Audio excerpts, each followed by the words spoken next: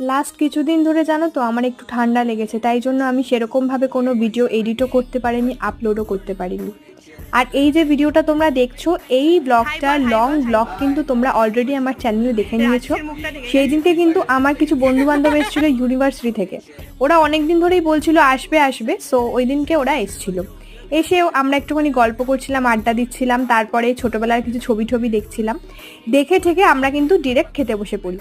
সেই দিনকে আমাদের মেনুতে হয়েছিল বিরিয়ানি। অ্যাকচুয়ালি এটার পিছনেও একটু গল্প আছে। আমি মাঝে মাঝে টুকটাক রান্নাবান্না করি, রান্নাবান্না বলতে স্ন্যাক্স বানাই।